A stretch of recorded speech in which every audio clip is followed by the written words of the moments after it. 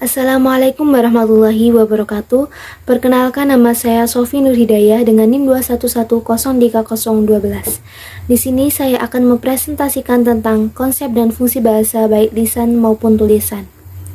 Pada abad ke-21, perkembangan ilmu dan teknologi menunjukkan bahwa bahasa Indonesia adalah sebagai bahasa nasional dan bahasa Inggris sebagai bahasa internasional sangat berperan sebagai sarana komunikasi. Dalam bidang akademik, bahasa Indonesia telah menunjukkan peranannya dalam berbagai disiplin ilmu melalui bentuk-bentuk tulisan ilmiah, seperti makalah dan juga skripsi. Pada dasarnya, interaksi dan macam kegiatan akademik tidak akan sempurna atau berjalan dengan baik dan benar. Begitu pentingnya bahasa sebagai sarana komunikasi batasan. Pengertian bahasa. Bahasa adalah sarana komunikasi antar anggota masyarakat dalam menyampaikan ide dan perasaan secara lisan atau tulisan. Kaidah bahasa dalam sistem ada 7. Yang pertama, sistem lambang yang bermakna dapat dipahami dengan baik oleh masyarakat. Yang kedua, berdasarkan kesepakatan masyarakat pemakainya, sistem bahasa itu bersifat konvensional. Yang ketiga, lambang sebagai huruf fenomis bersifat manasuka atau kesepakatan pemakainya.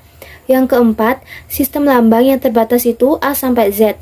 Ada 26 huruf, mampu menghasilkan kata, bentukan kata, frasa, klausa, dan kalimat yang tidak terbatas dan sangat produktif.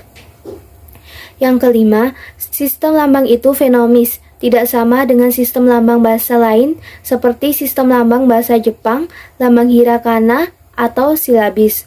Yang keenam, sistem lambang bahasa itu dibentuk berdasarkan aturan yang bersifat universal sehingga dapat sama dengan sistem lambang bahasa lain. Yang ketujuh, unsur dalam sistem lambang tersebut menunjukkan bahwa bahasa itu bersifat unik, khas, dan dapat dipahami masyarakat. Peranan bahasa Indonesia sebagai alat komunikasi, sebagai alat pemersatu, sebagai alat mengekspresikan diri, sebagai alat integrasi dan beradaptasi, dan terakhir sebagai alat untuk melakukan kontrol sosial. Fungsi bahasa ada 4. Yang pertama, fungsi ekspresi dalam bahasa. Fungsi ekspresi diri menyatakan sesuatu yang akan disampaikan oleh penulis. Yang kedua, fungsi komunikasi dalam bahasa.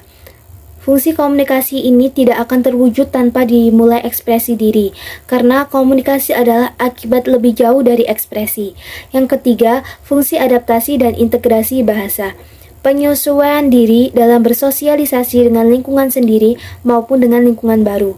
Yang keempat, fungsi kontrol sosial. Fungsi kontrol sosial ini bermaksud mempengaruhi perilaku dan tindakan masyarakat sehingga masyarakat itu bisa berkomunikasi dan saling memahami. Fungsi tambahan sebagai pelengkap fungsi utama ada 9. Yang pertama, fungsi lebih mengenal kemampuan diri sendiri. Yang kedua, fungsi lebih mengenal orang lain. Yang ketiga, fungsi belajar mengamati dunia, bidang ilmu di sekitar dengan cermat. Yang keempat, fungsi mengembangkan proses berpikir yang jelas, runtut, teratur, terarah, dan logis.